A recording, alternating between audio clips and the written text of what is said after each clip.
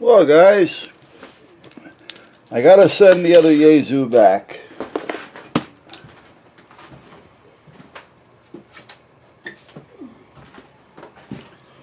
This one here. Now, again, I don't normally like to talk about prices, but this was a $600 radio. And the other day, let me get out the memory card. The other day, when I was having a problem with the voltage out in the yard, somehow or other, it got back into the house, and it didn't, back into the shop here. And I don't understand how, because it didn't take out the breaker. But what had happened was the radio wouldn't turn on. So I was going like this to go behind it, because it's bolted up under the bench, as you've seen, to unplug it, and my two arms touched the sides of the radio, and I got spanked. I mean, I got slapped hard, which indicated that there's AC going across the case, which the only way it can actually get in there would be through the antenna.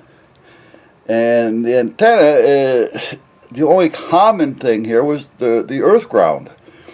So, and the problem with the wire is like 100 feet away. So I really don't understand what happened.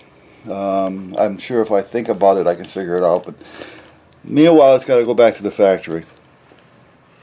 And it's a strong possibility that the price of repair will exceed the amount of the radio, or somewhat close to it. Just for them to get started, we're looking at $105. And then at that point, they would give me an estimate. Now, the good thing about it is that they do go down to component level, meaning if there's a little diode or resistor or IC, or regardless of what it is, if it's bad, they can replace that piece. So it's not a board swap.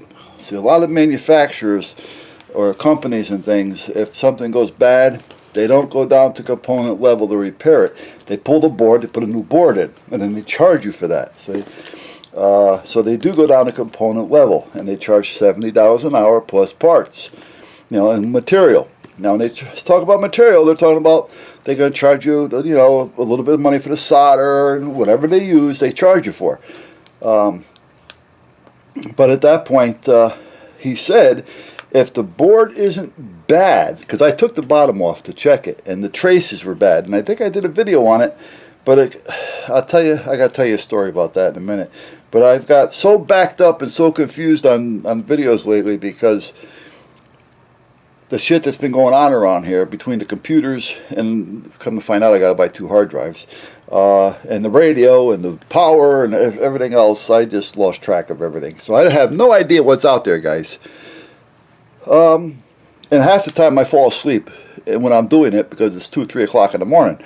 So, but anyway, I'm going to send it back to him and see what happens. So I'm going to send these back. Now, meanwhile,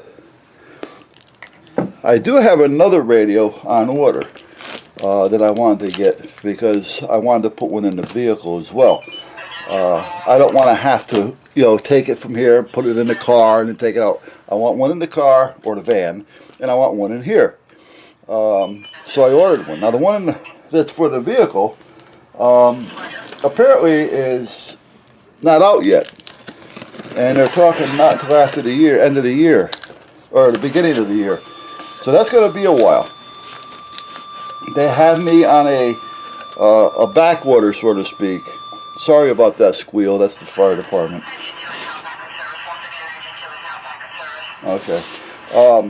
Let me dump these here.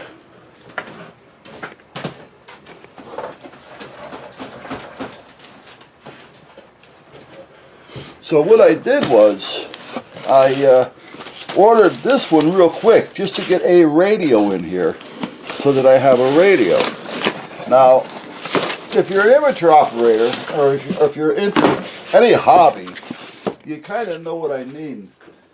That once you have it and you use it, you really can't go without it. You know, so this one was on sale. So I said, you know what, it's nowhere near compared to the one that's going back, nor is the one that's coming in that's not out yet. This is just a single band. This is an FM, 2 meter only, VHF, very high frequency, 2 meter. It covers 144 to 148.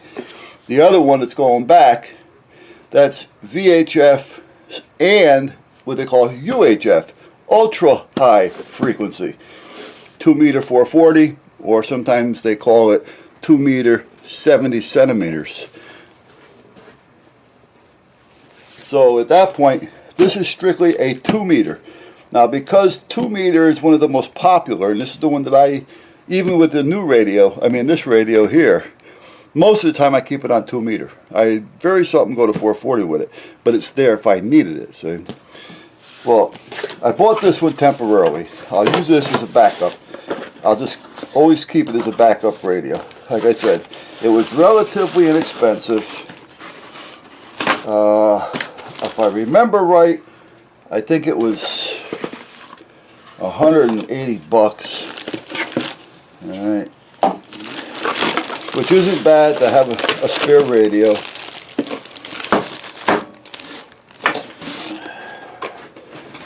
And it'll put me back on the air, in here anyway, for now.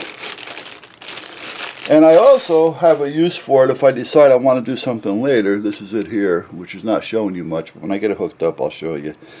I was thinking about putting a simplex repeater in the truck, the van, and if I was to do that, this radio actually will come in handy. So anyway, that's it. Now this is an ICOM. There's there's a number of radios out there, but if you want to buy something with so-called top shelf, your ICOMs, Yaesu, Kenwood, and not necessarily in that order, but Yaesu and ICOM are always fighting for number one. All right, you're always going to hear, if it's a Yaesu guy, he's going to love Yaesu. If it's an ICOM guy, he's going to love ICOM.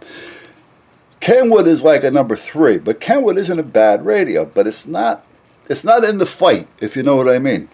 Then there's another one called a Linko, which is also a good radio. Now, I've owned them all, and I don't mind owning any of them. However, I like the ICOM and the Yaesu. And if I need something and there's not much of a difference between the two, and there's a major price difference, well then I'll go with the cheapest one, because I don't care if I have a Yaesu or an ICOM. Now I've even owned an Alinco, which isn't a bad little radio, to be honest with you. Kenwood, I've never owned a Kenwood, but I'm telling you, they just came out with a new handheld HT, handy talkie, and I'll tell you, it's a little expensive right now, so I'm going to wait a couple more months. I'll wait until after Christmas and see. But it's a nice little HT. So I'm thinking about, yes, possibly grabbing one of those. HT handy talkie handhelds. So, alright, anyway, this is it. Let me get it hooked up, and I'll be right back.